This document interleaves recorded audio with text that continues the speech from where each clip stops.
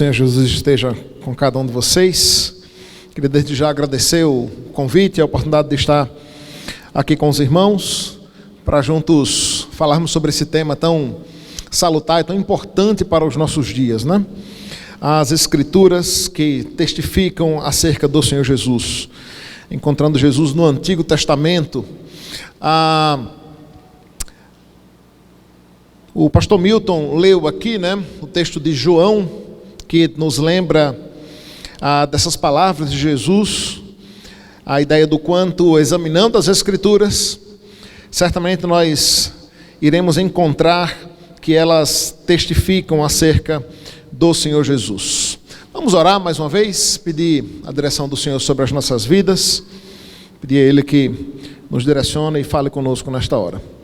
Senhor, nós te louvamos pela oportunidade e privilégio que temos de ouvir a Tua Palavra, de sermos guiados e direcionados pelo Senhor. Pedimos que o Senhor fale conosco e nos instrua, Deus, por meio dela, e sobretudo que aplique aos nossos corações, que este conhecimento redunde em transformação das nossas vidas, em mudança, Deus, naquilo que precisa ser mudado, tudo isso para a glória do Senhor mesmo, em nome de Jesus. Amém.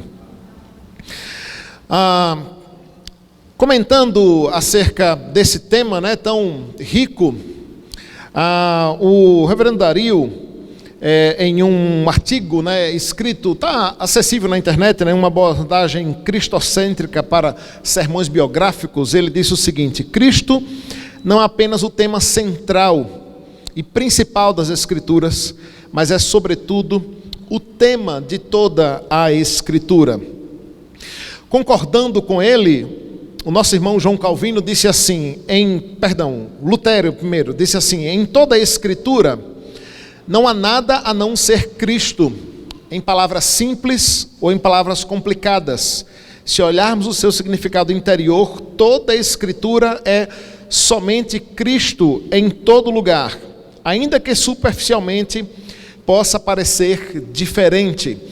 Mais uma vez, corroborando com essa ideia do que disse aqui o reverendo Milton, né, de que Cristo está presente em toda a Escritura, em toda a história, em cada personagem, em cada momento pelo qual a palavra de Deus se revela.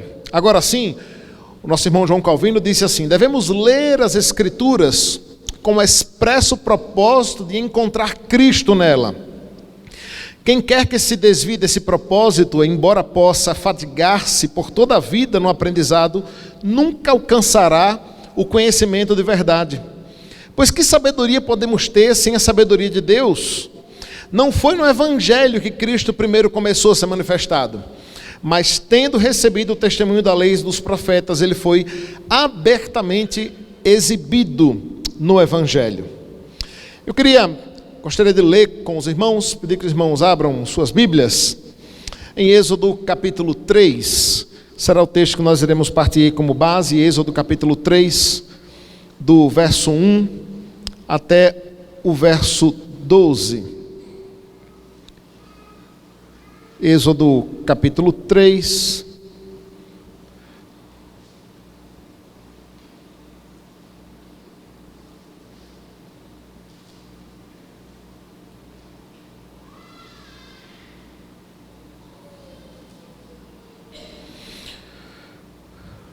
a partir do verso 1 diz assim: apacentava Moisés o rebanho de Jetro, seu sogro, sacerdote de Midian, e levando o rebanho para o lado oriental do deserto, chegou ao monte de Deus, o Horebe. Apareceu-lhe um anjo do Senhor, numa coluna de fogo, no meio de uma sarça. Moisés olhou, e eis que a sarça ardia no fogo, e a sarça não se consumia. Então disse consigo mesmo: irei para lá e verei essa grande maravilha, porque a sarça não se queima. Vendo o Senhor que ele se voltava para ver, Deus no meio da sarça o chamou e disse: Moisés, Moisés. Ele respondeu: eis-me aqui. Deus continuou: não te chegues para cá, tira as sandálias dos teus pés, porque o lugar em que estás é terra santa. Disse mais: eu sou o Deus do teu pai, o Deus de Abraão, o Deus de Isaque, o Deus de Jacó. Moisés escondeu o rosto, porque temeu olhar para Deus. Disse ainda o Senhor: certamente vi a aflição do meu povo que está no Egito, e vi o seu clamor por causa dos seus exatores. Conheço-lhe o sofrimento, por isso desci a fim de livrá-lo da mão dos egípcios, para fazê-lo subir daquela terra, a terra boa e ampla, a terra que emana leite e mel, o lugar do cananeu, do eteu, do amorreu, do ferezeu, do eveu, do jebuseu, pois o clamor dos filhos de Israel chegou até mim, e também vejo a opressão com que os egípcios estão os oprimindo. Vem agora, e eu te enviarei a Faraó, para que tires o meu povo, os filhos de Israel, do Egito. Então disse Moisés a Deus: quem sou eu para ir a Faraó tirar os egípcios, tirar do Egito os filhos de Israel? Deus respondeu: eu serei contigo, e este será o sinal que eu te enviei. Depois de haveres tirado o meu povo do Egito, servireis a Deus neste monte. Irmãos, Deus tem se utilizado de muitas pessoas, de muitos personagens ao longo da Escritura. A semelhança é de analogias que acontecem nos nossos dias. Se você já assistiu algum filme de super-herói, qualquer que seja ele, você vai perceber que existe uma semelhança muito característica em todos eles, ou pelo menos na maioria deles, aqueles que são de fato chamados super-heróis, Todos eles estão sempre lutando contra o mal que tenta destruir um povo, uma nação, uma cidade. E todos eles têm um espírito extremamente messiânico. Todos eles têm um desejo muito grande, muito ardente, de, se preciso for, se doar pelo povo, se dar pelo povo, se sacrificar em prol de uma causa, em prol de um grupo específico, em prol de pessoas específicas.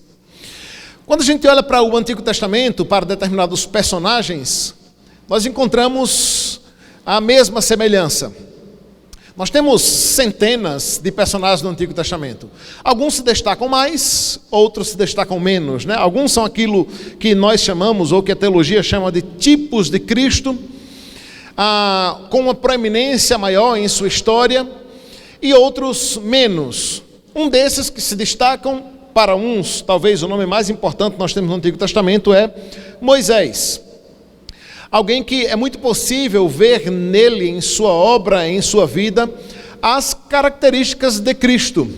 Então, nessa noite, nesse tempo que nós temos aqui, eu quero conversar com os irmãos sobre essa relação entre Moisés e Cristo, o Messias revelado através dos homens.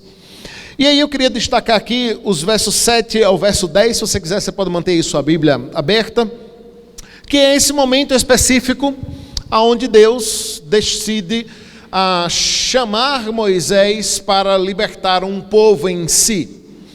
Bem, como me ajudou já aqui na introdução o reverendo Milton, há essa relação direta entre esse indivíduo chamado Moisés para libertar um povo, assim como também Cristo o fez. E as semelhanças não param por aí. São muitas as semelhanças entre esse que foi um personagem, uma figura extremamente usada por Deus para ser o mediador entre o povo, para falar com o povo, para ser instrumento de Deus, para trazer a lei de Deus para um povo, e o Messias, o Cristo. Não é preciso um grande malabarismo, nem uma grande esforço para perceber como alguns personagens do Antigo Testamento muito se assemelham a Cristo, muito se assemelham ao Senhor. É por isso que esse exercício de encontrar Cristo no Antigo Testamento e nesses personagens, ou em determinadas cenas, determinados episódios, é extremamente importante e salutar para as nossas vidas. Como também enfatizou o pastor Milton aqui introdutoriamente, é importante vê-los assim, porque senão a gente acaba dando um valor ou uma importância muito grande ao personagem em si, Deus é sempre o personagem central das histórias narradas no Antigo Testamento. Ele é sempre o personagem de maior destaque, em detrimento do quão grandiosamente ele utiliza determinados indivíduos no Antigo Testamento. Às vezes é um tanto comum ouvir as pessoas dizendo: rapaz, quando eu chegar no céu eu quero encontrar com fulano de tal, eu quero conhecer Abraão, eu quero bater um papo com Moisés, né? E é claro, nós entendemos e percebemos o quanto esses homens foram extremamente utilizados por Deus para revelar a sua vontade a um povo de uma forma específica, de uma maneira específica, em um dado momento da história da revelação, da história desse pacto de Deus feito com o homem. E Moisés é esse homem que encontra ali muitas revelações entre ele e o Messias. Então, eu queria gastar um tempo aqui com os irmãos olhando justamente para isso, essas semelhanças e relações entre Cristo e Moisés, né, e como elas revelam a figura do Messias. O texto de Deuteronômio, capítulo 18, no verso 18, é um prenúncio disso, né? Diz Moisés: levantarei no meio dos meus irmãos um profeta como você, porei as minhas palavras na sua boca, e ele lhes dirá tudo o que eu lhe ordenar. Essa é uma das profecias, uma das muitas profecias que aparecem no Antigo Testamento, revelando, apontando para este Messias que se revelaria, este homem que se revelaria para trazer a salvação e a mensagem de salvação, concretizando assim essa obra salvífica de Deus prometida a Moisés, a Abraão, a Isaac, a Jacó, né? E é interessante que João vai enfatizar isso aqui através das palavras do próprio Cristo, que também cita Moisés, quando lá no capítulo 5, versos 46 e 47, Jesus diz assim: se vocês crescem em Moisés, creriam em mim, pois ele escreveu a meu respeito. Visto, porém, que não creem no que ele escreveu, como crerão no que eu digo? Então, é bem interessante perceber essa relação, né, de Moisés citando Cristo, e Cristo citando Moisés, deixando claro que Moisés foi esse que veio para revelar, não só através da sua vida, mas das suas profecias e da sua palavra, quem seria o Cristo. Uma das primeiras características muito semelhantes, né, citadas na Escritura, tanto por Moisés quanto por Cristo, é que ambos, como conhecemos bem a história, foram vítimas de tentativas de assassinato, né? Ambos sofreram essa ameaça de serem mortos no ato do seu nascimento, ou de poucos dias após o seu nascimento, porque ambos traziam uma certa insegurança para os governantes de sua época. Jesus, cerca de 1.200 anos depois, né?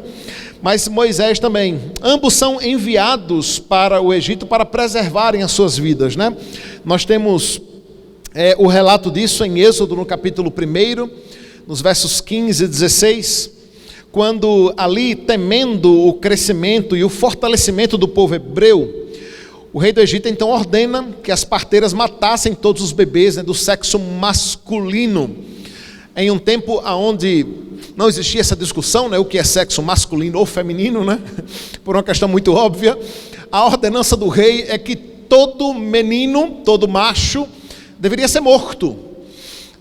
O texto aí de Êxodo capítulo 1 é bem interessante, né, que mostra o temor do rei ao perceber que o povo hebreu estava crescendo, se proliferando, e Deus, por sua infinita graça, sabedoria, mas não deixa de ser um tanto cômico, começou a dar apenas homens para as mulheres, não é? Então começou apenas a nascer macho, a nascer menino. Então o povo ia se tornando cada vez mais forte, e temendo um levante do povo hebreu, o rei ordena que todos os meninos fossem mortos, né? E diz o texto que, pela graça de Deus, um belo exemplo, né, de que mais importa obedecer a Deus do que aos homens, diz o texto que as parteiras temeram a Deus, temeram mais a Deus do que a ordenança de seu governante. E lá nos versos 16 e 17 diz assim: o rei do Egito ordenou às parteiras dos hebreus, que se chamavam Cifra e Puá: quando vocês ajudarem as hebreias a dar à luz, verifiquem se é menino. Se for, matem-no. Se for menina, deixem viver, não é? Então, havia uma ordenança direta aqui, concreta, né, que, se cumprida, Moisés nunca existiria, né, ou deixaria de existir. Mas nós entendemos e cremos, né, que quem move a história é o próprio Deus. É o próprio Deus que move a história. Por sua infinita soberania e graça, sem contudo excluir a nossa responsabilidade nesse processo, o texto continua dizendo que as parteiras temeram ao Senhor. E essa talvez seja uma das histórias que você ouviu quando criança, né? E que nós contamos, né? Existem centenas de formas de contar isso.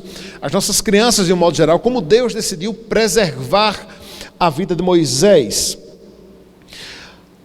O mesmo acontece, ou a semelhança disso, Deus, então, em sua sabedoria, livra Moisés das mãos de Faraó, provendo-lhe a vida, né? O texto de Êxodo, capítulo 2, dos versos 3 até o verso 5, diz então: quando já não podia mais escondê-lo, pegou um cesto feito de junco e o vedou com piche e betume, colocou nele o menino e deixou o cesto entre os juncos, à margem do Nilo. O irmão do menino ficou observando de longe para ver o que lhe acontecia. A filha de Faraó descera ao Nilo para tomar banho. Enquanto isso, as suas servas andavam pela margem do rio, e nisso viu o cesto entre os juncos e mandou sua criada apanhá-lo. E a gente sabe que essa é a forma pelo qual o próprio Deus, movendo a correnteza do rio, decidiu salvar a vida de Moisés, e este que seria um grande instrumento de Deus para libertar um povo num momento específico e crucial, né, da história da revelação, da história da redenção e da história do pacto.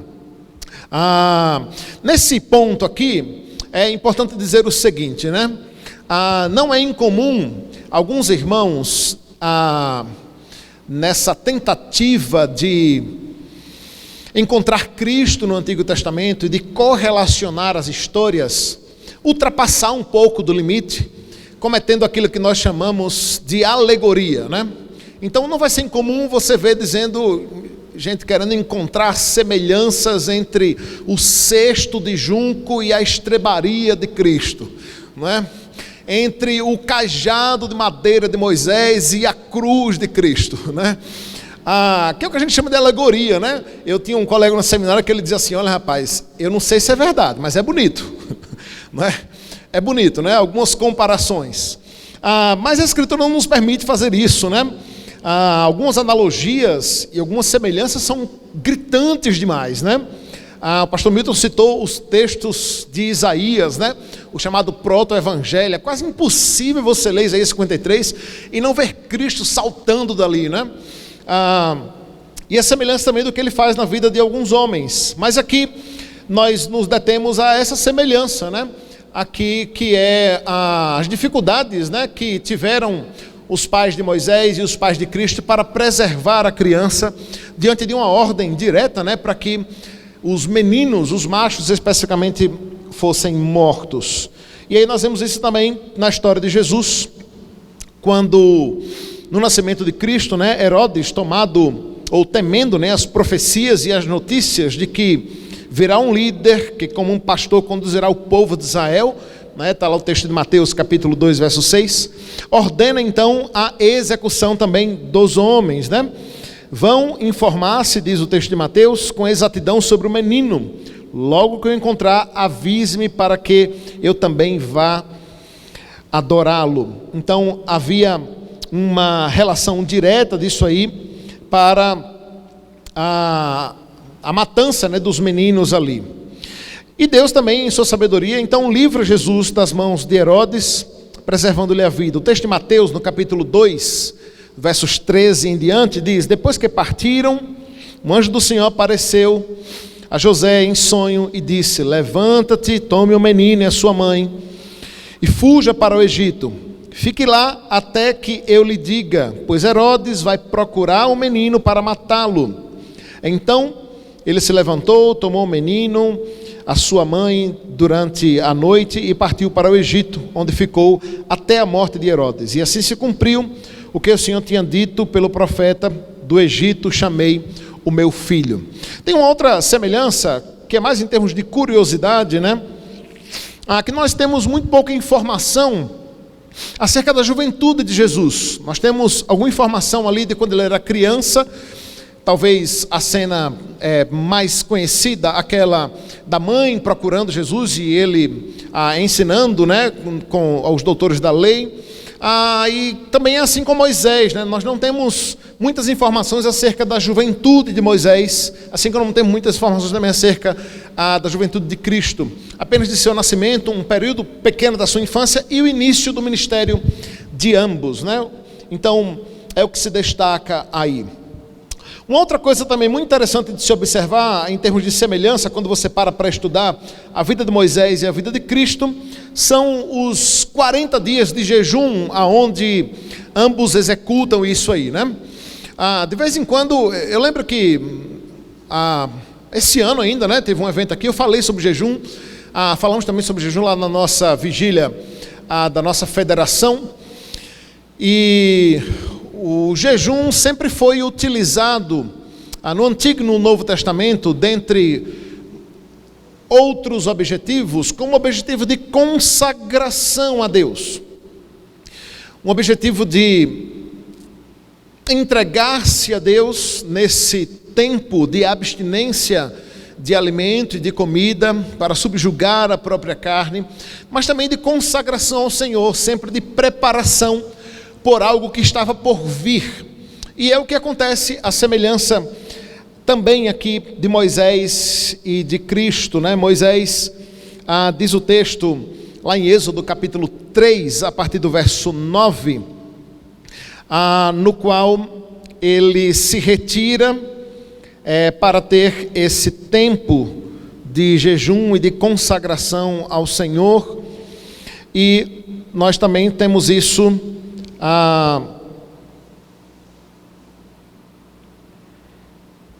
na relação de Jesus, no que antecede ali a sua preparação também para o ministério, naquele momento conhecido, né, onde ele é levado ao deserto para ser tentado. Veja, o Êxodo capítulo 24, lá no finalzinho do verso 18, diz que ele permaneceu no monte por 40 dias e 40 noites. E apesar de não aparecer a palavra diretamente aqui, jejum, né?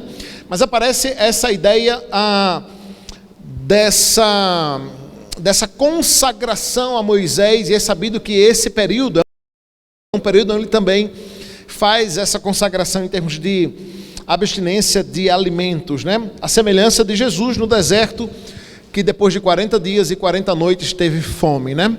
A atitude, né, de consagração aí como preparação para a introdução ao ministério é algo também muito característico na vida de Moisés e na vida de Jesus. Moisés passa esses 40 dias, né, antes de descer o monte com a lei de Deus para entregar ao povo. Jesus, nesse seu período de preparação ou de provação, sendo tentado, jejua também 40 dias e 40 noites antes de iniciar formalmente o seu ministério. Outra semelhança também entre Moisés e Cristo é a forma abrangente, né, como os dois podem receber o título de libertadores de um povo, não é?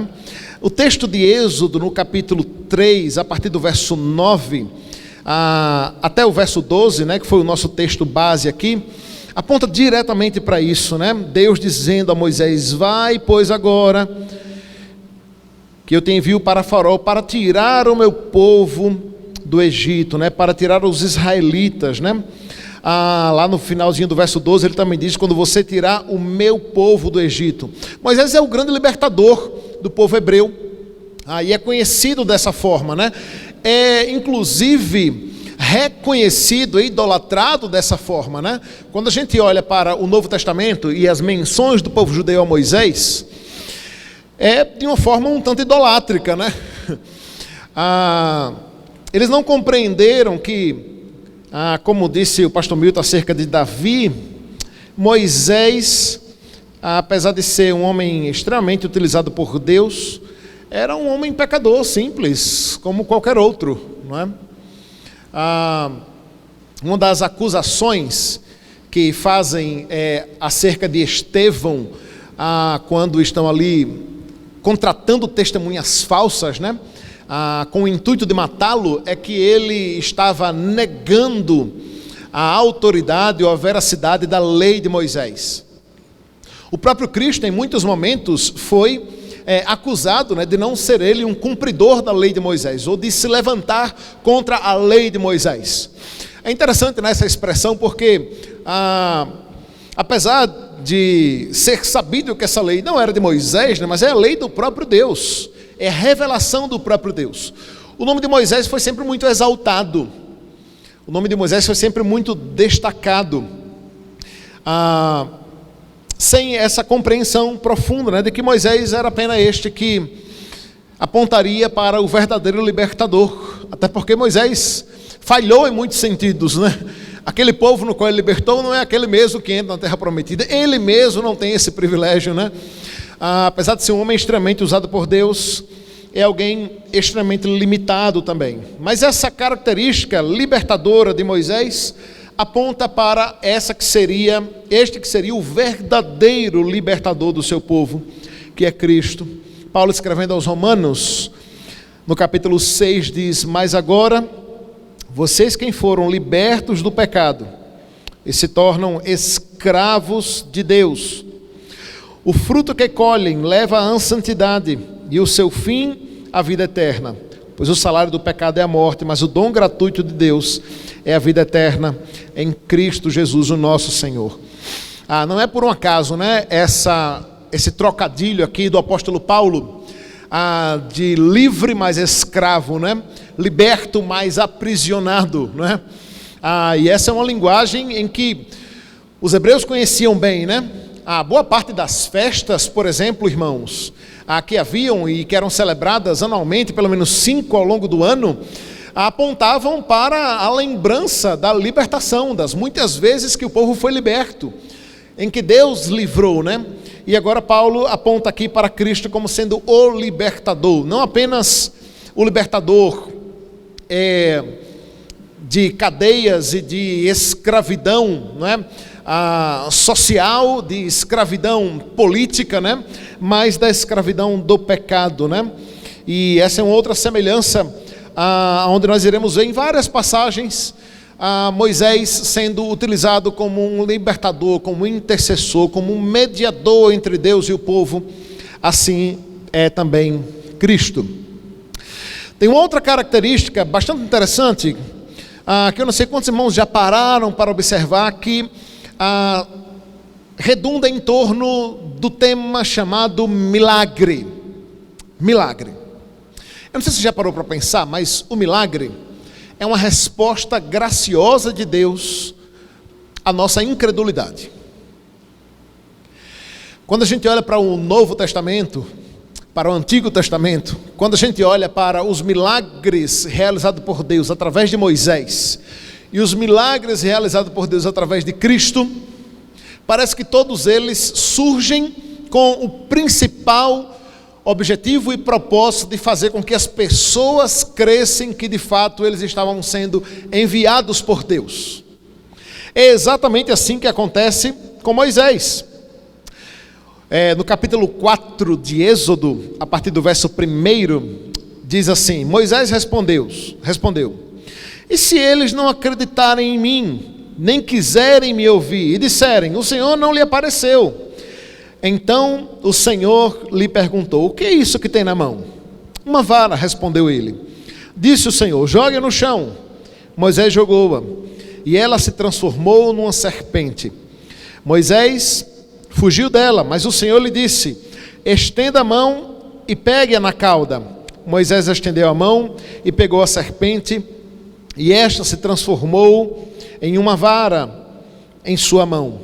Disse o Senhor: isso é para que eles acreditem que o Deus dos seus antepassados, o Deus de Abraão, o Deus de Isaac, o Deus de Jacó, apareceu a você. Esse é o primeiro milagre que Deus se utiliza, né, para com Moisés, né? É o primeiro milagre realizado, né? Ou no contexto onde Moisés estava. E talvez não haja, irmãos, um outro personagem no Antigo Testamento aonde Deus mais se utilizou para realizar milagres, realizar eventos sobrenaturais, senão através de Moisés. É claro que nessa lista dele aí, né, entram os milagres ligados às 10 pragas, né?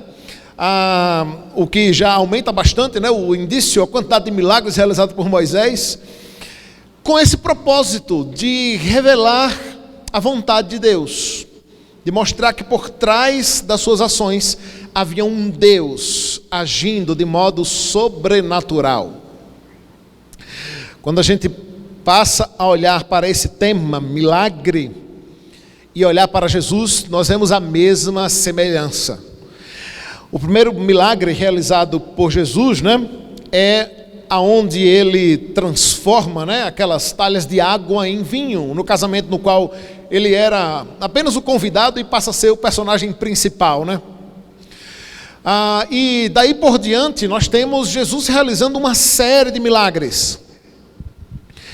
Em muitos momentos, Jesus deixa extremamente claro que aquilo que ele realizara, o fizera para que todos crescem que de fato ele era o Filho de Deus, que ele era o enviado do Pai, que ele era o Messias, o Cristo encarnado. O que é triste em parte, né? Porque esses milagres têm uma relação direta com a nossa incredulidade, como homens, como servos de Deus, como falhos que somos. Então Deus precisa agir de modo sobrenatural, como agiu através de Moisés, como agiu através de Cristo, para que de fato as pessoas pudessem crer que Ele era o Filho de Deus. Inclusive, é um método, né, uma estratégia utilizada pelo próprio Cristo, né? Não são poucas as vezes que Jesus realiza milagres, e os próprios apóstolos, que não deveriam ficar abismados, né, ficam abismados, ficam tomados de pavor, de temor. Um dos episódios mais emblemáticos, né, é quando Jesus acalma a tempestade, né? Trazendo aqui uma outra semelhança, né, também com Moisés, porque Deus se utiliza de Moisés para realizar milagres que envolvem questões sobrenaturais, né, ligados à sua criação, né, ligados à natureza, né? É isso que acontece quando, na cena emblemática, né, Moisés abre o mar vermelho, transforma as águas em sangue, né, ordena que pragas, né, de gafanhotos, de rãs, de moscas venham sobre a semelhança de Cristo, que também demonstra esse domínio, né, sobre a fúria dos mares, por exemplo, quando acalma a tempestade. É claro que é sempre bom enfatizar, né, que Moisés fez tudo o que fez no que se refere aos milagres como instrumento de Deus, né? Moisés é papel coadjuvante ali, né? Não havia poder em Moisés em si, diferente de Cristo, que o faz por ser o Todo-Poderoso, né? Ser o Deus onipotente, né? O Deus que pode todas as coisas, que tem autoridade sobre tudo e sobre todos. Mas nós temos aí nos milagres uma outra característica que faz essa semelhança entre Moisés e Cristo, não só o milagre em si, mas a utilização do milagre como propósito e objetivo para revelar quem Deus é. Há uma outra característica que também é bastante gritante, quase impossível de não citar quando falamos dessa relação ou dessa semelhança entre Moisés e Cristo. É o fato de que ambos foram rejeitados pelo seu próprio povo. O texto de Atos, eu citei agora há pouco, né, quando Estevão, discorrendo em sua defesa, vai citar, justamente começando por Moisés, vai mostrar como estes que tanto exaltavam e exaltaram a Moisés, desprezaram a Moisés.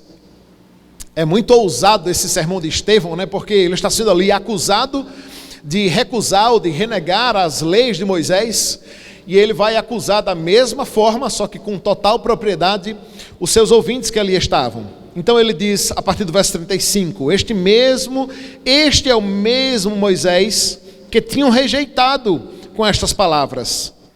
Quem nomeou como líder e juiz Este foi enviado pelo próprio Deus para ser líder e libertador deles, por meio do anjo que tinha aparecido na sarça. Mas nossos antepassados recusaram a obedecer-lhe. Pelo contrário, rejeitaram-no em seus corações e voltaram para o Egito. É muito pesado isso aqui, né? Muito sábio, né? Da parte de Estevão, acusar justamente, de modo justo, daquilo que ele estava sendo acusado injustamente. Mas Estevão faz aqui um exercício que nós devemos fazer constantemente, irmãos, que é olhar para Cristo como personagem central, para Cristo como personagem principal. Certamente Estevão tinha respeito e admiração por Moisés, é tanto que conhecia a sua história e fez um belo resumo do seu ministério de cabeça, né? Sem puxar no Google ou sem puxar o seu livrinho ali, né? Mas ao mesmo tempo colocando Moisés no lugar dele e exaltando Cristo, né? Acima de todos, né? Ele cita Davi, cita Abraão, cita Moisés, mas citando Cristo acima de tudo e acima de todos. O texto de João diz que aquele que é a palavra estava no mundo, o mundo foi feito por intermédio dele, mas o mundo não o reconheceu. Ele veio para os seus, mas os seus não o receberam. E nós temos aqui uma outra semelhança entre Cristo e Moisés. E quando vemos este Moisés sendo rejeitado pelo povo, o povo duvidando da sua liderança, duvidando do Deus que estava à frente dele, guiando em todo o tempo, nós olhamos para isso como um vislumbre daquilo que também aconteceria com Cristo, sendo rejeitado pelos seus, sendo acusado pelos seus, sendo rejeitado pelos seus, até os nossos dias, né? Até os dias de hoje. Moisés e Cristo encontram uma outra semelhança, uma outra característica, quando ambos são instrumentos de Deus para revelar a palavra do Senhor por meio das santas instruções. E aí nós temos, talvez, o episódio mais emblemático, né? De Moisés recebendo de Deus o decálogo, recebendo de Deus a apresentação formal da lei por meio dos 10 mandamentos. E Jesus, por sua vez, no Sermão do Monte, com a abrangência dessa lei. O próprio Senhor Jesus veio enfatizar que ele não veio para revogar a lei, né? Ele não veio para quebrar a lei, muito pelo contrário, ele veio para cumpri-la. Mas qual é a grande diferença, né, entre esta lei entregue por Moisés, através dos 10 mandamentos, e as bem-aventuranças, o Sermão do Monte? É porque Jesus vem para dar uma abrangência e uma aplicação prática, não vivida ou não enxergada até então, que não tinha sido enxerga até então pelos seus ouvintes, né? Jesus pega os 10 mandamentos e vai trazer uma aplicação tão profunda e tão prática para a vida dos seus ouvintes, que vai lembrá-los do quanto eles na verdade não estavam cumprindo nada daquilo que achava que estavam, né? O povo judeu achava que estava cumprindo o não matarás pelo simples fato de não tirar e não dar cabo literalmente da vida de alguém. Até que aparece Jesus e diz: olha, se você fala mal do seu irmão, se você amaldiçoa o seu irmão, se você no seu coração odeia o seu irmão, você já o matou. E se olhando para os 10 mandamentos de modo nu e cru, né, sem muitas aplicações, ele já se torna difícil demais de praticá-lo. Imagine com as aplicações e o modo profundo como Jesus faz. Então, nós temos aí mais uma semelhança entre Moisés e Cristo, revelando a vontade de Deus, revelando a palavra de Deus para o bem do povo. Seguindo aqui, nós temos Moisés e Cristo como intercessores do povo. O texto de Êxodo, no capítulo 32, a partir do verso 30, diz: no dia seguinte disse Moisés ao povo: vós cometestes grande pecado, agora porém subirei ao Senhor, e porventura farei propiciação pelo vosso pecado. Tornou Moisés ao Senhor e disse: ora, o povo cometeu grande pecado, fazendo para si deuses de ouro. Agora pois, perdoa-lhe o pecado, ou senão risca-me, peço-te, do livro que escreveste. Agora pois, perdoa-lhe o pecado. Quantas vezes, né, Ouvimos e presenciamos Jesus intercedendo pelo povo, pedindo a Deus perdão pelo povo, em nome do povo. Nós temos essa semelhança aqui. Paulo enfatiza isso quando diz que é Jesus quem morreu, ou antes quem ressuscitou, o qual está à direita de Deus e também intercede por nós. Ele é o nosso eterno intercessor, ele é o nosso eterno mediador. Como bem sabemos, a intercessão de Moisés era falha. Era falha. É tanto que a história aqui, e apesar de mostrarmos aqui no Moisés como intercessor, essa intercessão específica de Moisés aqui não foi ouvida, não foi atendida por Deus. Não é esse povo que entra, não é esse povo que tem o privilégio de gozar das benesses da terra prometida. Nem ele mesmo. Mas ele aqui cumpre esse papel também, que apontaria para Cristo. Esse líder que mais que um líder seria um intercessor, seria um mediador entre Deus e o povo. Como tudo isso se aplica a nós? Olhar para o Antigo Testamento, olhar para esses grandes personagens e enxergar Cristo, ver neles a história da redenção e a história do pacto, é algo extremamente importante. Mas como isso se aplica a cada um de nós?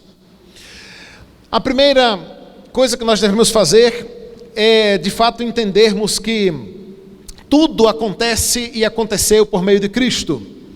Ele é aquele que estava presente na fundação do mundo, juntamente com Deus Pai e Deus Espírito, formando a tudo e a todos.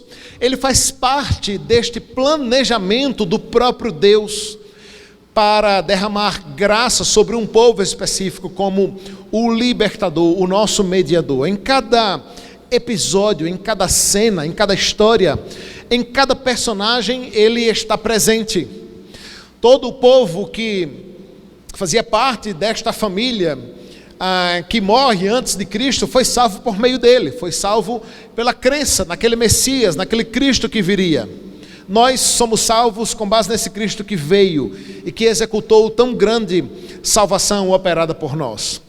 Assim como Moisés e tantos outros homens que servem como tipos de Cristo, homens utilizados por Deus para revelar quem é Cristo, nós também podemos ser essas pessoas utilizadas por Deus. A grande mensagem, a grande ordenança do Senhor Jesus aos seus discípulos, aos seus apóstolos, é que essa mensagem do Evangelho, essa mensagem da redenção, essa mensagem deste pacto, desta aliança feita com o povo, fosse continuada e fosse propagada através do ato de fazermos discípulos de todas as nações, levando este Evangelho, levando essa mensagem de salvação.